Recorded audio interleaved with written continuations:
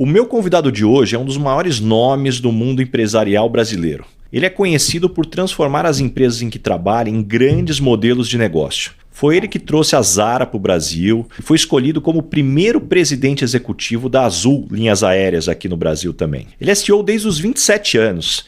Ele também trabalhou em outras grandes marcas como Mesbla, Pão de Açúcar, Richard. Em 2011, ainda quando presidia a Azul, ele sofreu um acidente a cavalo e perdeu os movimentos dos braços e das pernas. Junto com as mudanças que a paralisia trouxe para sua vida pessoal, ele teve que se reinventar para prosseguir com a sua carreira profissional. Durante a sua recuperação, ele passou a atuar como palestrante, mentor e investidor. E agora, em maio, ele lançou um livro que eu estou com eles aqui em mãos, o Focado em Pessoas, meu legado Azul em Gestão e Liderança agora, muito bacana mesmo. Seja bem-vindo, Pedro Janot, que honra ter você aqui no Lugar de Potência. Pois é, Baza, potência é comigo mesmo. Vamos embora. E Pedro, vamos começar dessa potência do início. Você nasceu no Rio de Janeiro, ainda garoto você foi campeão brasileiro juvenil de vela na classe laser. Conta um pouquinho pra gente sobre a tua criação e as referências que você teve aí dos seus pais. As referências dos meus pais, minha mãe morreu muito cedo, eu tinha 10 anos, e a referência do meu pai foi o estoicismo. O estoicismo, ou seja, viver com pouco, era uma coisa muito dele e baseado mesmo em filosofia, e cuidar dos miúdos, das pessoas, dos menores de uma companhia, porque a primeira companhia dele foi uma construtora. E ele andava com os peões de obra dentro da Kombi. Então ele tinha a facilidade de chegar num botequim junto comigo, pedir uma coca pura. Ô fulano, tudo bem, Manuel? Tudo bom? Uma coca aqui pro garotão. Né? Então essa facilidade foram as coisas principais que meu pai trouxe, e um padrinho meu que faleceu agora, o Mauro Barcelos. O Mauro é padrinho mesmo, irmão de minha mãe. Ele era o outro pai que, enquanto eu tinha um estoico dentro de casa, eu tinha do outro lado um advogado que se lançava nas coisas e deu algumas evidências para mim que, muito jovem, vou dar um exemplo rápido, me emprestou o Puma dele, estou falando em 75, com 15 anos, me emprestou o Puma para passar o fim de semana com o Puma. Me deu a chave e falou, pô tio, vai. É como se um tio emprestasse para um sobrinho um Porsche qualquer, um carro desse naipe nos dias de hoje. Então essas são as referências de pai e parente, que padrinho é de fato pai, segundo pai. E depois a grande experiência que eu reputo que influenciou toda a minha carreira foi esses dois campeonatos, que foram 2 campeonatos. O primeiro foi em 75 e o segundo em 76, júnior. Era que você, quando você está num ambiente de competição dentro d'água, você tem que ser, ao mesmo tempo, você tem que entender das marés, das correntes, comprimento de onda, espaçamento entre uma onda e outra, se a água está limpa, ou seja, se é uma água oxigenada que está chegando do mar ou uma água suja que está saindo da baía. E, além de se preocupar, o vento, a direção do vento, as oscilações nessa direção, em que lugar ele muda, em que lugar ele não muda. E, ainda por cima, você tem que tomar conta dos seus competidores, dos seus inimigos, falando. Então, sempre foi um ambiente estratégico, né? Eu tenho material ainda, estava vendo outro dia isso, material dos meus logs que eu fazia, dos porquês que eu ganhei a regata, que eu tirei segundo, e os porquês que eu não... Você sempre teve esse costume de fazer as anotações refletindo. Exatamente. Então eu fazia, por que eu me dei bem, por que eu me dei mal. E escrevia na minha linguagem e eu guardei isso. Olha que loucura. Então essa foi a minha formação que dirigiu, né? Quer dizer, que você não pode deixar para ontem uma atitude. Se você tem que fazer uma manobra, você tem que fazer, certo ou errado, você tem que fazer, você tem que se arriscar, porque se você está todo mundo indo para a mesma direção e você for para a mesma direção de vento, por exemplo, num contravento, se você não arriscar um pouco, pegando umas rondadas em diferentes lugares, você não vai ganhar. Se você for onde todo mundo for, você vai ter um resultado previsível de acordo ali com a linha de andamento. Então isso trouxe uma característica de correr risco, né, e dentro de um plano estratégico. E dentro dessa dinâmica, você tinha o sonho de seguir carreira no esporte ou o mundo corporativo sempre foi sua meta? Eu tinha, já com 16 anos, um sonho de seguir a carreira no esporte. Porque, apesar de eu não ter... Eu tive o meu ápice aos 15, 16 anos, mas aos 17 eu dei um passo errado, comprei um barco de uma classe diferente e o barco era um pau velho que era difícil.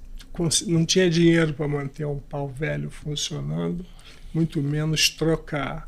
E aproximando o tal do vestibular, que era uma coisa que tirava a concentração de qualquer um.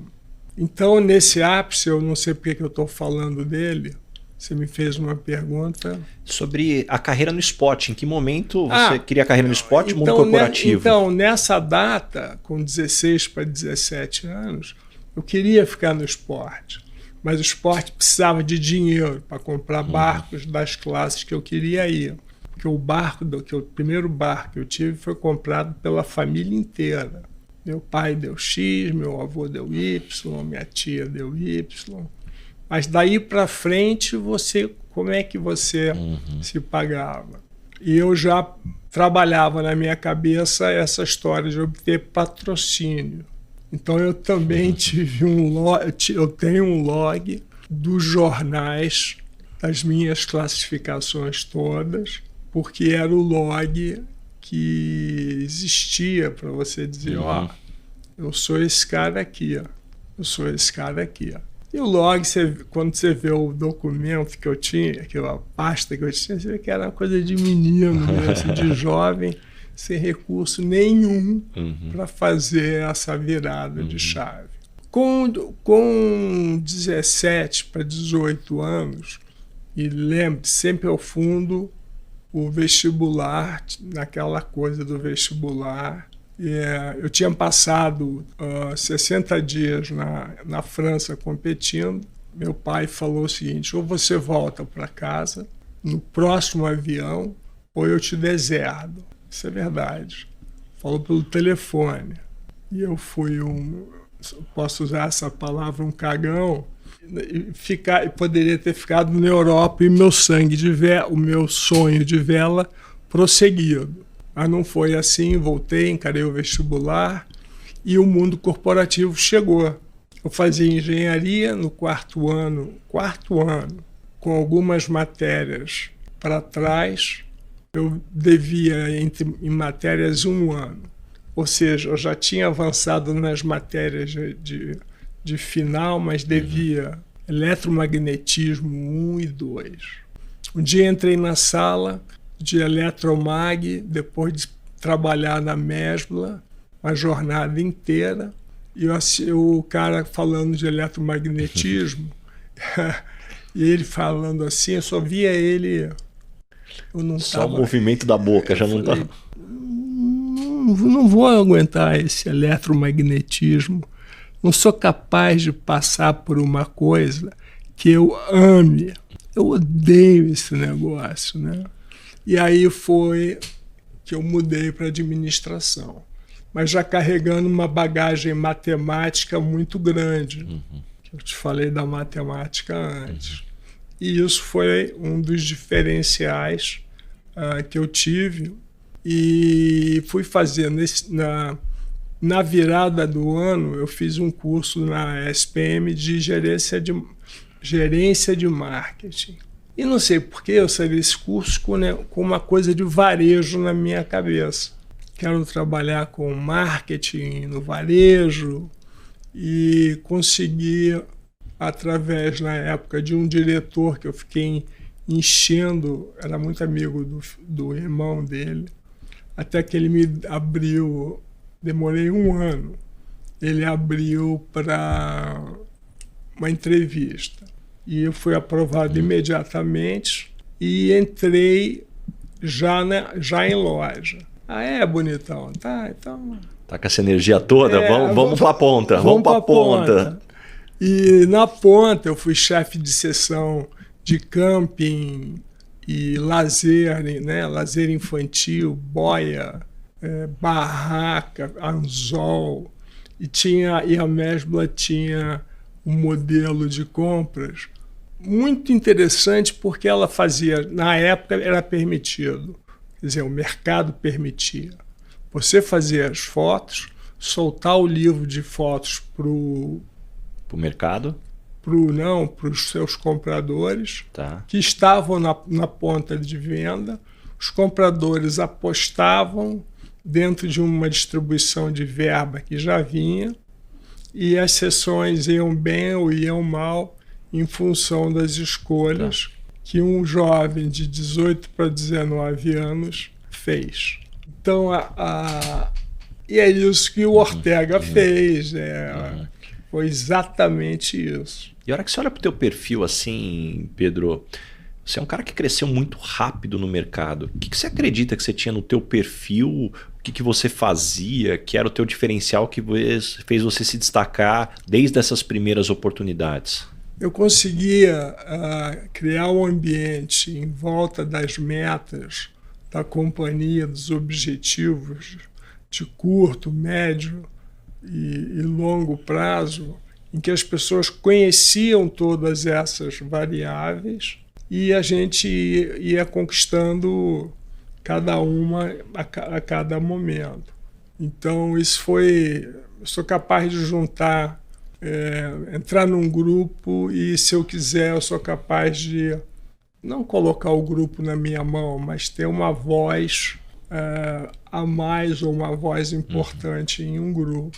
E foi dessa maneira que eu fiz todas as minhas conquistas, umas mais difíceis do que a outra, e sempre lidando com companhia de dono, que é pior do que a companhia de não donos.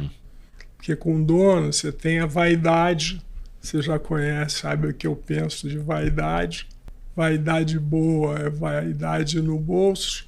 O Bernardinho, numa palestra que eu tive com ele, ele falou: no bolso, e o bolso tem que estar furado. Tem que estar, ou seja, a vaidade tem que estar no chão. E aí desenvolvi muito essa capacidade de ter uma vaidade baixa em relação aos donos, que eles que fizeram, e isso era muito importante para eles, foi deles. Como eu construí essa carreira de vela numa fase pequenininha, mas eu era muito importante no que eu fazia, então estava valendo. E comecei, depois de passar pela formação de Mesbla e Americanas, que eu vou dizer para você que foi o período de aprendizado, eu fui para a Richards desenvolver a área de compras da Richards. E você me perguntou, então, a primeira coisa é fazer com que as pessoas fiquem em torno de mim. E a segunda coisa foi me jogar como se fosse meu o empreendimento. Então, um gerente de compras de 27 anos, recebendo uma companhia que precisava comprar melhor para ter um crescimento. Tudo que se comprava e fabricava na época não chegava à loja. Por uma loucura, 1 milhão de coisas. E imediatamente eu botei a mão na massa, mexi na área de destravei a ida de mercadoria para a loja, tinha lá um critério qualquer, destravei a mercadoria chegando na loja e indo para o ponto de venda, e destravei a análise dessa coisa toda. E 1 ano e meio depois eu era o diretor-geral de fato, e logo depois eu fui o CEO de direito. Mas essa fome, eu estou te dando algumas palavras-chave que eu tinha fome de trazer resultados para a companhia. Você falou de trabalhar com donos, você foi escolhido para ser o primeiro CEO da Zara aqui no Brasil. Quais foram os principais desafios e aprendizados ao introduzir aí essa marca no novo mercado aqui no Brasil? Essa história é uma história super curiosa, que o perfil, quem me fez o Hunter foi a Russell Reynolds com a Fátima Zorzato, e eles queriam um cara que tivesse feito já startups na vida, trabalhado como CEO em outras empresas, para poder essa companhia entrar no Brasil. E eu lá no Rio de Janeiro, com meu jeitão carioca muito mais acentuado do que hoje, adiei a vinda para São Paulo, porque a última coisa que eu queria fazer na minha vida era viver em São Paulo. Carioca que morava na Urca, que dava umas corridas com os amigos às 5h30 da manhã, dava um tibum na praia antes de voltar a trabalhar, andando de moto, tudo isso era possível, naquela época, óbvio, e trazer para São Paulo. E a conversa foi ficando boa, eu fui ficando como finalista, fui contratado, e a Fátima me falou: Pedro, você vai para a Espanha, eles querem que você vá para a Espanha no dia 27 de novembro. E eu perguntei: e o contrato? Fica tranquilo, que é uma companhia super séria e tal. E eu peguei e fui, sem contrato,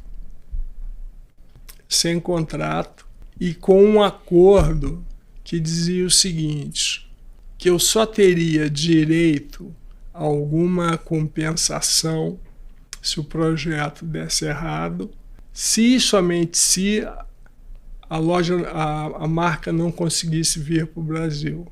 Aí eles me davam um bônus espetacular. No meio do caminho, o Brasil, como sempre, numa situação... Naquela época, andava mais para a Argentina do que para o Brasil. Eles decidiram não vir para o Brasil. E eu, no meio de um treinamento com um diretor de recursos humanos, com lágrima nos olhos, dando a notícia que eu não iria para o Brasil, que a Zara não iria para o Brasil, e não iria por culpa deles. E falou: mas eu tenho a Venezuela como uma opção. Se a gente pode ter um país com um diretor-geral, por que eu não posso ter um diretor-geral sem país? Eu falei, e essa pergunta foi feita, eu olhei para ele, contei até 5 e falei: eu quero ficar no grupo. Foi uma das decisões mais dramáticas, porque eu tinha acabado de comprar um apartamento no Rio de Janeiro, família crescendo, a confusão, desafio. Você precisava do dinheiro do mês a mês para poder enfrentar as contas, e entrei na companhia. Essa entrada na companhia, a companhia era absolutamente... Eu estou olhando um pouco para o infinito, porque eu estou tentando... Ela era uma companhia de dono, que estava em plena transformação, em crescimento, ou seja, era uma companhia que lucrava muito, vendia muito, tinha encontrado a formuleta dela de fazer, e trabalhei com o dono, com a Amancio Ortega diretamente.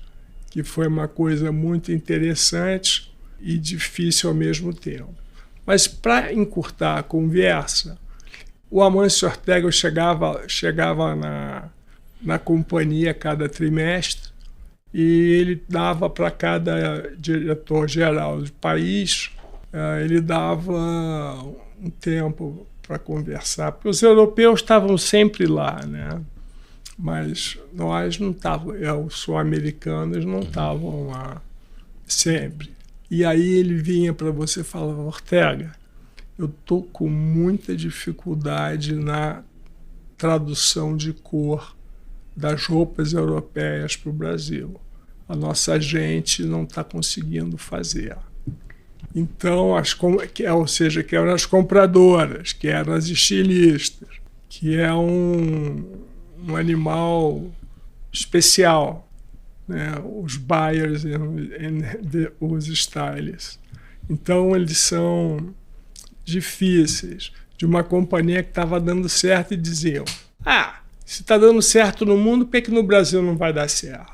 E eu trazia isso para o Ortega, ele me ouvia e falava assim: vale, depois a gente fala sobre isso, mas eu quero fazer uma pergunta para você. Olhava dentro do seu olho que nem jogando flechas. Você tem ido à loja e ficado com as nossas ninhas, ou seja, com as nossas vendedoras? Eu falei: menos do que eu gostaria. Aí ele respondeu: é o oposto, Pedro. Você tem que ficar mais com elas do que ficar no escritório. E aquilo já bateu num cara que tinha uma capacidade de liderança muito grande, de empatia muito grande, e marcou mais forte que o líder que faz a gestão pelo exemplo tem muita força e conhece muito a companhia. Você estando num ponto onde as coisas acontecem, você analisando os pontos que o cliente toca na companhia, e agora estou falando qualquer companhia digital ou física, aonde ele toca tem que ter excelência nesse ponto. Então, isso aconteceu e eu me perdi. E os principais desafios e aprendizados que aí eu introduzi a marca aqui no Brasil? Essa introdução da marca foi muito complicada. Primeiro que a roupa não apetecia ao brasileiro. Fiz 3 fins de ano com roupa negra na loja, porque na Europa, quando você fala de Natal e Réveillon, todo mundo está na casa dos amigos, em festas, e todo mundo veste negro porque está fazendo frio. E eles me mandavam, apesar da gente fazer álbuns de fotos, eles mostravam que... Imagina você mandar Copacabana, na época com 1 milhão de pessoas, todo mundo de branco, e eles mesmo assim mandarem roupa negra. Ou seja, era uma prepotência muito grande deles, do grupo de compra e de estilo, e uma luta quase que sanguinária da gestão Brasil contra a gestão Europa, porque e não tinha intermediador. O Ortega tem uma coisa... O sangue espanhol, né? Forte ali. Não, sangue espanhol com pragmatismo do pessoal daquela região, que agora está fugindo o meu nome, pragmatismo dos galegos, que são dos celtas, né? Eles vêm formados pelos celtas. Ô Pedro, e aí um ponto que eu quero puxa, para mim fica muito claro a tua experiência no Brasil, depois trazendo uma marca que tinha muito sucesso em outros lugares do mundo, o desafio de tropicalização. Já que a gente está falando de varejo, como é que você enxerga a evolução do varejo no Brasil, do início da tua carreira até os dias de hoje? Quais foram as principais transformações que, na tua opinião, fizeram a gente chegar e ser o que nós somos hoje como varejo aqui no Brasil? Bom, primeiro, no Rio de Janeiro, da década de 70/80, nós tivemos grandes nomes do design da Company, a Nick Bobó, entre outras. Tinha muito talento no Rio de Janeiro para roupa para carioca. E era uma roupa muito bonita. Então o Rio de Janeiro naquela época era um charme absoluto e São Paulo começava os seus shoppings. Barra Shopping já tinha uma história de sucesso. E começou aqui Morumbi, que foi uma das primeiras lojas do grupo Multiplan, e o evento Shopping Center trouxe uma nova dinâmica para o varejo nacional. Da minha época para cá, eu acho que o varejo mudou muito pouco. Ou seja, ela teve um momento antes Zara e depois de Zara. A C Zara e DC, DZ, né? A Z e DZ. Quando a Zara chegou, foi um sacode, né? As boutiques correram para cima no preço, os grandes magazines ficaram onde eles estavam, com uma roupa super comum, e entrou entre as duas uma marca que trazia qualidade, preço, qualidade relativa ao preço, valor, né? Portanto, falo de valor, mas com um desafio muito grande de se tornar conhecida.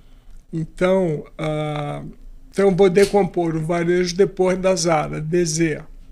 Né? Depois da Zara, houve uma revolução fantástica na iluminação, houve uma capacitação de algumas empresas ao longo dessas décadas, que só agora elas realmente estão fazendo sucesso com um peso muito forte, que o exemplo é o Grupo Soma. E o resto eu acho que ficou muito pastoso, todo mundo tem a mesma coisa.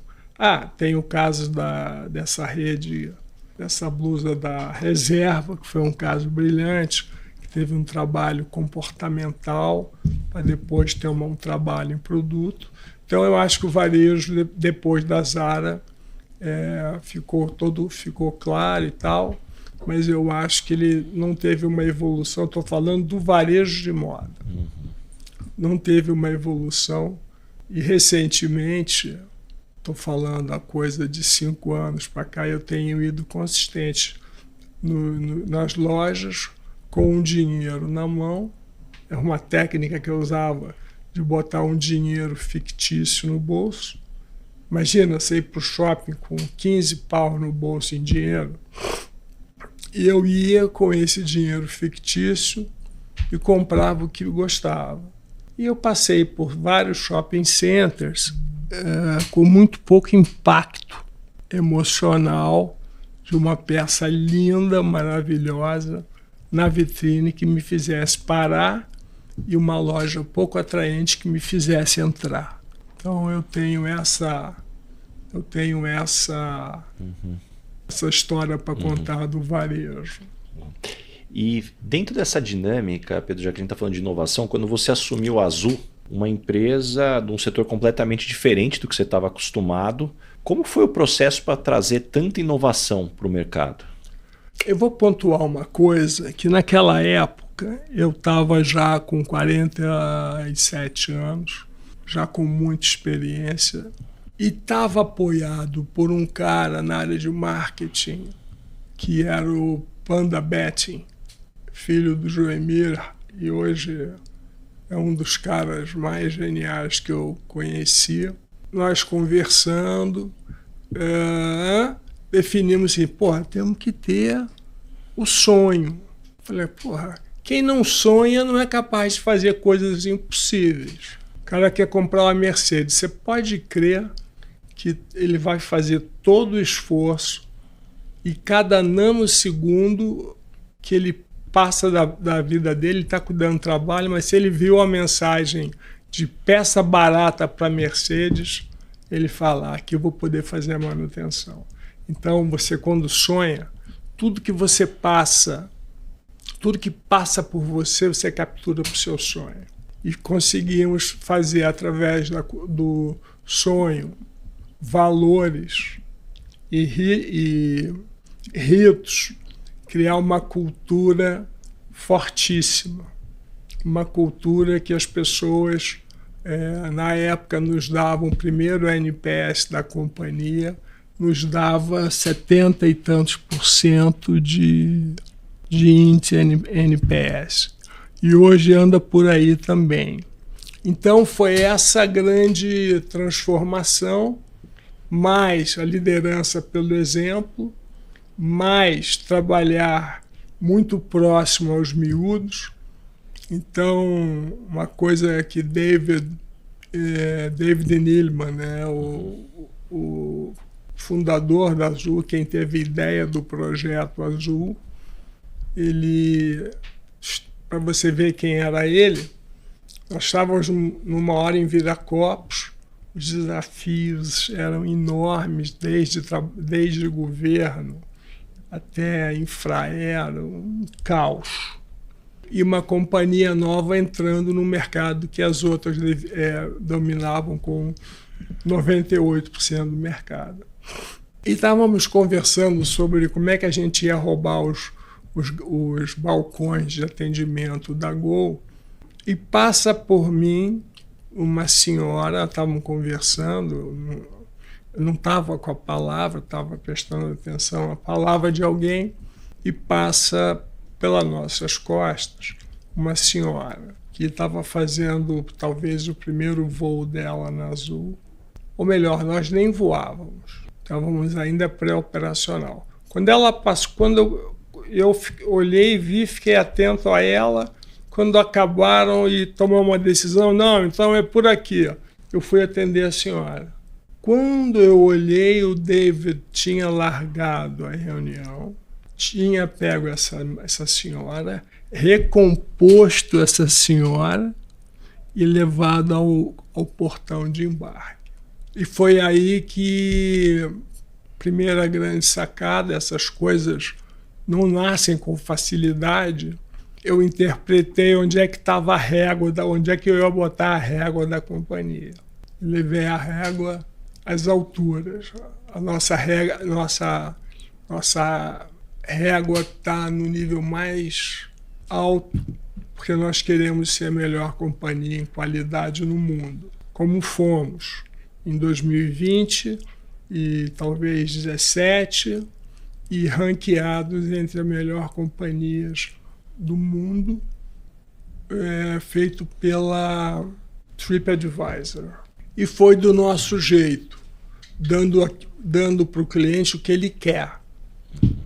Ele não queria frescuragem, mas ele queria uma balinha para levar para o filho e levar para casa. Uhum. Ele queria oferecer uma batatinha frita para o cliente comer a bordo e tomar uma Coca-Colinha, ficar com o estômago tranquilinho.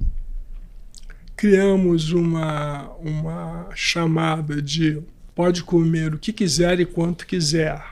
Claro, né? No começo foi uma loucura, que as pessoas levavam para casa. A gente sabia os voos do Nordeste, principalmente as pessoas não tinham nenhum problema de raspar os cestos, pediam, a gente dava, e depois essa coisa foi tomando a tarifa foi aumentando e foi expurgando alguns.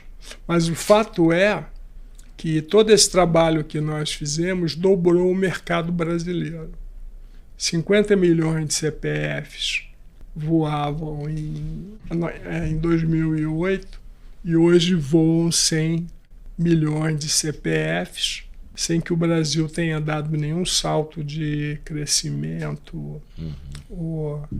E teve, além dessas passagens que eu te contei, na formulação dos valores, tinha uma coisa que eles colocaram, paixão. Temos paixão pela aviação. Fui para casa com aquilo, falei, tem alguma coisa nesses valores que não está batendo. E quando cheguei lá, eu falei, não, nós não temos paixão pela aviação. Nós não temos paixão por um cilindro de alumínio que tem 40 mil quilos de combustível lá dentro e altamente inflamável. Nós temos paixão pelo cliente. Mudei na Azul a palavra passageiros para clientes. E isso mudou completamente a percepção de valor dentro das pessoas. Então, nós falávamos de clientes desde o primeiro dia com os nossos colaboradores. E Pedro, qual que era teu modelo mental de diagnóstico e criação de um plano quando você chegava, seja numa nova empresa ou num novo setor? Como que você se preparava para fazer esse diagnóstico e depois colocar um plano? Essas empresas, elas vinham praticamente com uma DRE, um plano de curto prazo para entrar ou sair, ou seja, 235 milhões de dólares e em aviação não é nada. O modelo mental que eu tinha era o seguinte, fazer um mapeamento do mercado, que mercado é esse, que cliente é esse que eu vou atingir, focava, deixava isso muito bem focado, e esse modelo ele ia sendo desenhado, como havia muita incerteza e há muita incerteza no Brasil, você fazia planejamentos de curto prazo e ajustava ele na metade do ano, o ano seguinte, e assim sucessivamente, porque o Brasil é completamente imprevisível.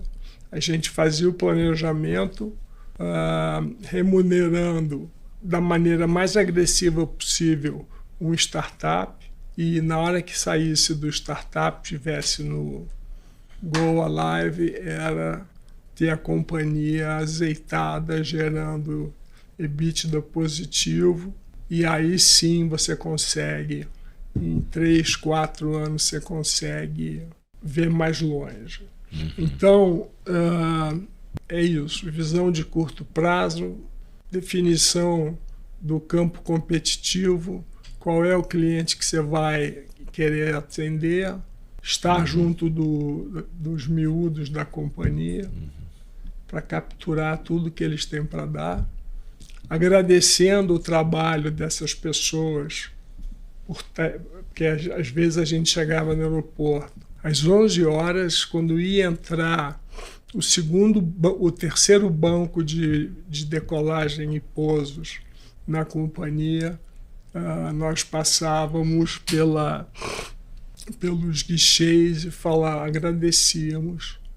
Isso principalmente eu e David agradecíamos pelo trabalho dessas pessoas durante aquele período. Então, e a outra coisa que foi genial era tratar o cliente como o ser humano de forma indivisível. Isso é uma coisa que eu carrego lá de trás, que não tem o ser humano que está no trabalho e o ser humano que está em casa. Eles são os mesmos, né? E com esse critério, eu entrava na companhia e principalmente ele foi refinado na Azul. A primeira pergunta era: olá, Baza, tudo bom? E você, Baza, estava esperando já uma pergunta de como é que está a área de manutenção. Eu falava com você, como é que está tudo em casa? E 99% das respostas era tá tudo bem. E surgiu uma oportunidade em uma época que essa resposta está tudo bem, porque a vida é dura mesmo, porém eu estou com uma dívida que eu não entendo dessa dívida. Preciso de alguém que me ajudasse. E foram surgindo, eu não sei como é que me divorcio, não sei como é que eu abro uma conta no banco, cheque especial, enfim, dúvidas genéricas, jurídicas, médicas que envolviam toda a companhia, todo o dia a dia das pessoas. Que foi feito esse programa e, na época, por R$2 a consulta, você tinha um especialista para orientar qualquer pessoa que tivesse dúvida. Então, era muito curioso, porque tinha algumas bases que eu ia com uma frequência numa determinada época, encontrava o cara 6 meses depois e ele falava, o chefe dos mecânicos: "Ô, seu Pedro, seu Pedro não, oi, Pedro, olha, minha filha se formou e quer ser comissária de bordo. Chegamos lá e tal", quer dizer, chegamos lá, ou seja, a família chegou lá. Então, e teve momentos que nós tínhamos que virar a madrugada do aeroporto para ver como é que estava a sessão de manutenção. Eu estava lá, não mandei o COO ir lá ver como é que estava, o que eles estavam precisando. Eles estavam não tinha rádio, aquela conversa. Eu pedi o rádio para o Daniel e o Daniel não me entregou até agora. Tinha. O Daniel recebia um apertãozinho dizendo: o teu cliente é aquele ali, que libera o avião para o cliente da nossa companhia levantar voo em segurança. O apertão era esse. E Pedro, agora sim, um ponto que eu quero explorar aqui contigo, se puder nos contar um pouquinho mais sobre o acidente que você sofreu, como que esse evento mudou sua visão de vida e de carreira? Soube há poucos meses atrás, numa consulta com o meu clínico, Dr. Salim, do Sírio-Libanês, e Salim me falou: "Pedro, você é um fenômeno, porque você sofreu um dos maiores acidentes na liturgia médica, da medicina, que destrói com qualquer pessoa, porque a interrupção é muito rápida. Você estava de olho aberto e, de repente, nada mexia.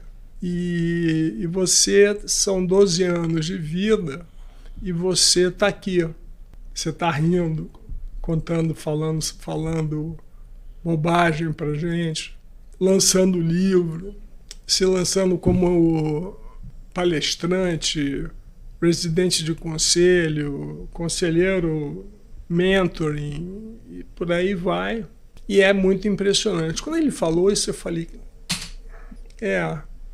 eu fiz aqui em determinado momento, eu criei o quarto startup, que foi voltar à vida que seria possível e viver essa vida com a máxima intensidade. Então, isso foi uma coisa que, essa força que teve várias fases de depressão, fases de oscilação entre muito eufórico, pouco eufórico, testando remédios para tirar dores específicas neuropáticas, que são dores. A sensação que eu tinha de ter feito uma lesão na medula, ou seja, eu não tive um corte de medula.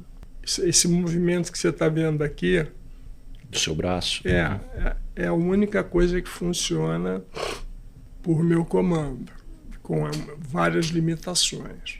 Mas ele me deu o poder de segurar um pendrive e tocar o computador, o iPad, e isso fazem 4 anos que eu atingi esse estágio. E a evolução é muito lenta, né? O resto não acontece nada. Uhum. Então, isso para mim chama-se resiliência, planejamento estratégico, usando o curto prazo como referência, porque você estava num amplo, você tinha na sua frente um túnel preto em que nunca tinha passado no meio empresarial encontrar um buraco negro. Você sempre, nos piores momentos das companhias, nos maiores momentos de falta de caixa, nada se parecia com um buraco negro na tua frente. E eu fui desenvolvendo transformei a minha família na minha empresa, que me ajudavam. Eu tive que encantá-los de uma maneira que eles estivessem junto de mim, me apoiando, brincando comigo, tomando as medidas sérias, etc. E isso foi a primeira parte do negócio. E depois foi pegar os cuidadores, que eu tenho, até então tinha 3 cuidadores, só para você ter noção, 2 estão comigo há 11 anos e meio. E vão lá para casa dando gargalhada, contando piada, não faltam, então trocam de horário, já me conhecem, estudaram, se formaram em coisas, área de interesse deles. Então isso é uma coisa que mostra que eu fui capaz de montar uma empresinha para me tirar do solo. E o buraco negro foi ficando menos negro. E aí eu comecei a planejar um pouco para frente e agora eu não planejo mais nada. Eu vivo, fiz como se a vida fosse um novelo e falei, daqui para frente deixa rodar o novelo, vou fazer o melhor em cada momento e deixa para Maria Cândida fazer o planejamento de longo prazo. Eu só apenas desenrolo o novelo. Então foi essa uma experiência muito dura. E Pedro, escutando a tua história, acho que não poderia ter melhor título para o teu livro mais recente, que é Focado em Pessoas. Qual que é a principal mensagem ou lições que você espera passar com esse livro? A principal é que não existe tecnologia ainda sem as pessoas. E que as pessoas não têm que ter medo da tecnologia, e sim elas têm que entrar na tecnologia ao custo que for. Estudar à noite, pagar uma baita grana para se reinserir no mercado. Mas o que eu quero dizer é o seguinte, no final, no frigir dos ovos, o que faz diferença são as pessoas. E como elas interagem entre si e como elas desenvolvem as pessoas que trabalham consigo. Então essa é a mensagem com todo esse mundo também, que ainda não é um buraco negro, porque os Jetsons já falavam isso, que ia ter um carro que voava, né? Estamos prestes a ter um ônibus voador que vai de prédio em prédio pulando para deixar as pessoas. Então esse já não é um buraco negro. São caminhos para os pensadores que já conseguem enxergar algumas coisas no futuro e sempre muito preocupados com as pessoas. E Pedro, você é muito hoje procurado, até nas suas palestras eu noto que é uma pergunta comum que as pessoas te fazem e eu não poderia deixar de te fazer aqui. Quais principais conselhos e recomendações você poderia deixar aí para os jovens profissionais que estão aspirando aí essa liderança, crescer, se desenvolver, conquistar o seu espaço no mercado de trabalho? Eu acho que a primeira coisa é se esmerar no estudo e no estudo da matemática. O número 2, se jogar nas empresas com resiliência, sabendo que o seu propósito está alinhado com o propósito da empresa, para você não entrar numa empresa que o propósito não bate e depois você fica chateado e sai fora. No final de 3 anos você trabalhou em 10 empresas e nunca entregou nada. Porque eu sou um construtor de empresas e de relações, né? Você é responsável pela estruturação de um network legal, porque foi assim que eu me movi dentro dos meus movimentos como executivo. Acho que essa é a principal resposta. E resiliência. Tem que entregar. Várias dessas companhias, eu fiquei 9 anos na Richards, fiquei na Zara 8 anos e fiquei na Azul 5 anos. Em todas essas companhias, por que tanto tempo? Por que não 4? Porque eu tinha um propósito de sempre entregar para a geração seguinte uma companhia que fosse capaz de navegar sozinha e atingir seus objetivos.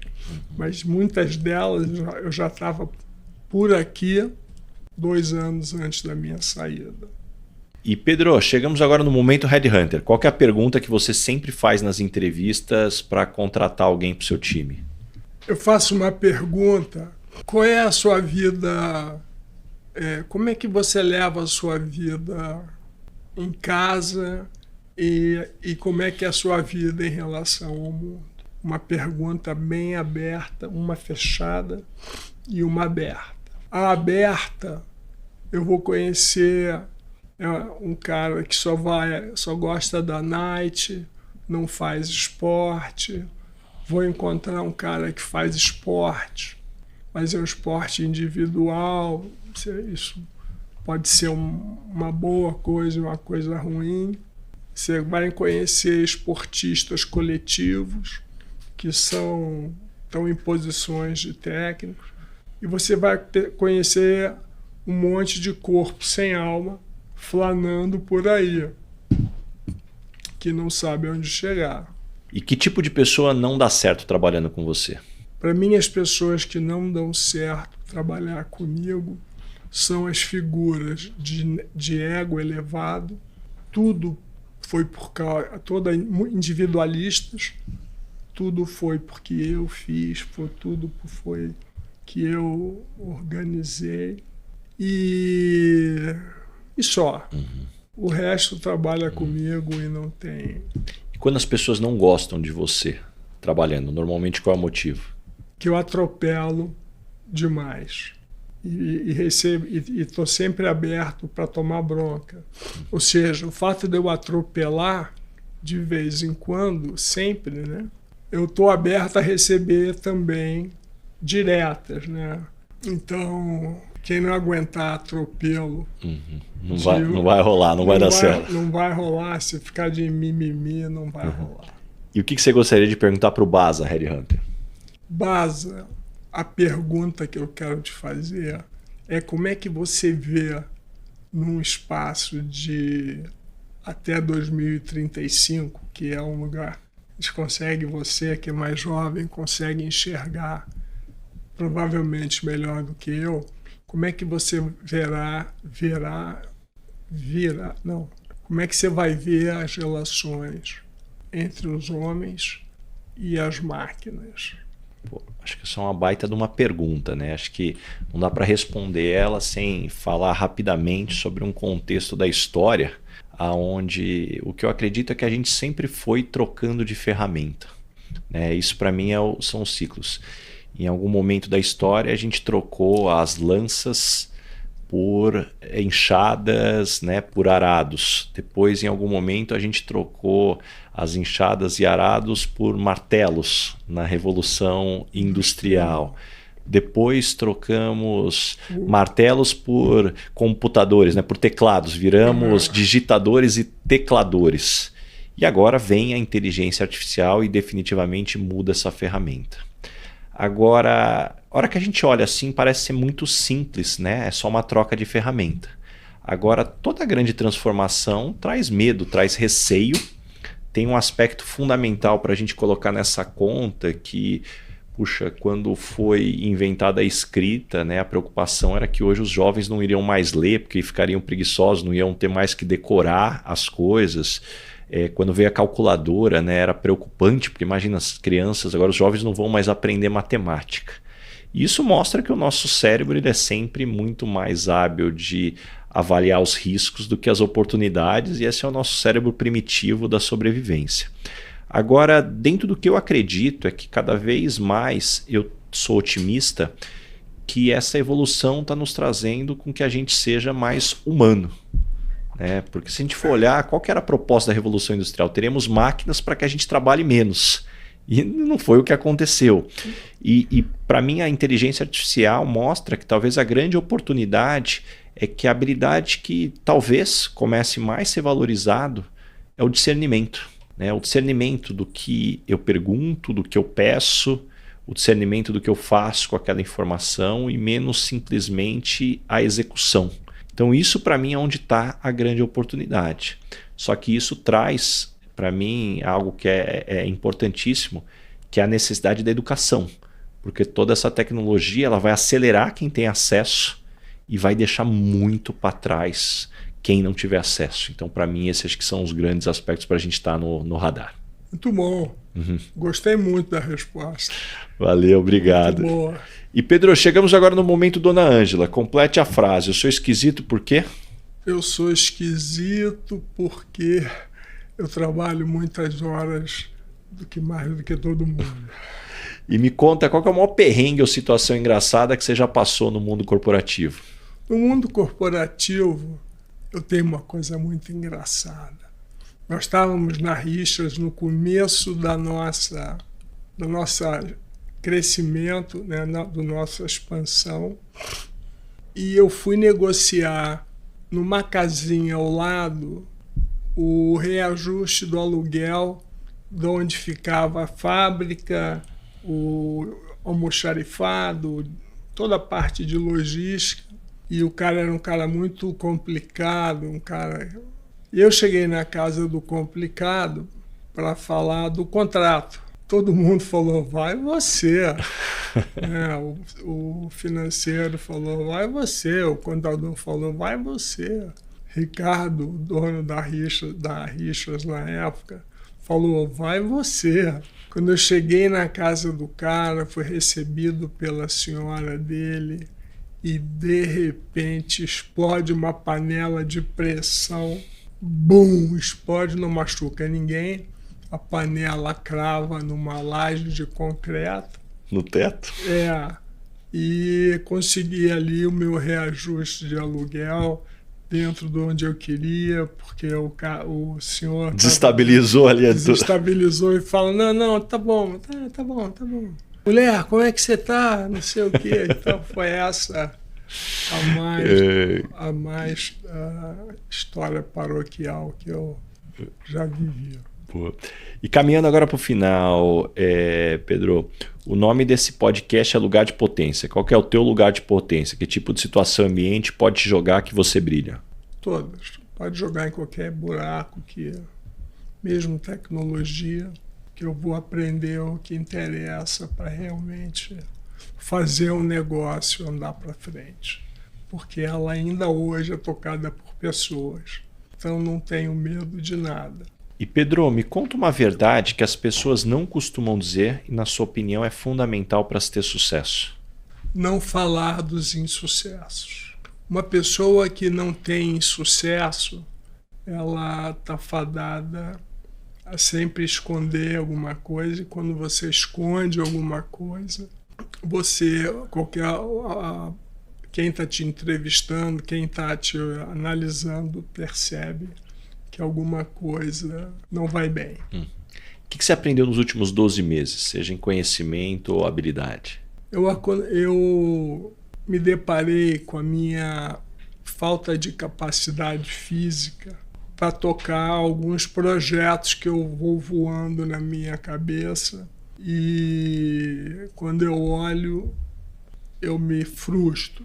Então, o que eu aprendi nesse ano foi equilibrar onde a cabeça vai e até onde o corpo aguenta.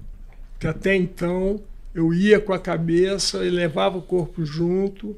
Sexta-feira já não tinha mais nada, você ficava recuperando o corpo sexta, sábado, domingo para segunda-feira. Aquele modus operandi é muito mais forte do que você pode controlar. Né? Se você correu muita prova, muita regata, foi muito competitivo, Você vai querer ser competitivo em jogo de baralho, jogo de dado, jogo de... como é que chama? Aquele dominó. Então, essa é uma característica de um cara muito competitivo. E hoje, Pedro, quando você olha para todo esse teu conhecimento, que tipo de situação você é mais chamado para dar conselho? Conselhos, porque o que eu vivia, muito pouca gente viveu. E conselhos de todas as situações. Então, esse é o que as pessoas mais me pedem, conselho. E deixa algumas dicas de fonte de conhecimento. Como é que você se mantém informado e se desenvolve? A fonte de conhecimento, você tem que enxergar tudo que está ao seu redor. Você tem que ler, por exemplo, eu leio 2 jornais. O Estado de São Paulo e uma condensação do New York Times. Tiro tudo aquilo que eu não quero saber dos Estados Unidos e vejo coisas que estão me interessando. Porque sempre eu fui um caçador de tendência. Sempre fui um caçador de tendências. Para onde está indo essa turma? O pessoal agora está voltando... por exemplo, agora, bem-estar, vida saudável, morar fora de São Paulo, etc. Isso eu penso desde os 29 anos. Isso foi uma tendência muito forte, que aconteceu nos Estados Unidos, mas não aconteceu no Brasil. E agora nós estamos, 30 anos depois, valorizando comer saudável, viver saudável. E entre viver saudável tem uma coisa que é não trabalhar muitas horas por dia, ou pelo menos as horas necessárias. E aí está o grande ponto da balança hoje entre empresários e empregados. E Pedro, me indica 3 pessoas bacanas para eu convidar para esse podcast e ter uma conversa como essa. Eu acho que eu vou te indicar o Ricardo Charuto, que formou, foi o fundador da Richards. É um cara atual, aos 80 anos, uma cabeça privilegiada. Eu vou te indicar um tipo muito diferente que você ainda não conversou, que é um piloto de caça. Um cara que pilotou caça na carreira dele, e são sujeitos que têm a bateria muito... tem que ter o reflexo muito rápido e é muito interessante. E um jovem que é o atual presidente da Azul, que é o John Rogerson. O John deve ser um homem de 40 e poucos baixos anos, que foi o CFO da companhia desde o lançamento, era o homem do David, e esse homem do David, ele tinha características humanas muito difíceis. E para a gente não perder, ele volta e meia fugia dos valores, volta e meia durante a formação da companhia. Em cada fugida de valores eu sentava com ele, falava com ele, ajudava ele a controlar os momentos de explosão, e foi um dos CEOs mais brilhantes da companhia, e agora é presidente da companhia, tocando essa companhia no mercado financeiro mundial, etc. E Pedro, tem uma pergunta aqui que eu faço para todo mundo que vem aqui, e eu não vou deixar você embora sem me responder. Vixe. O que é felicidade para você?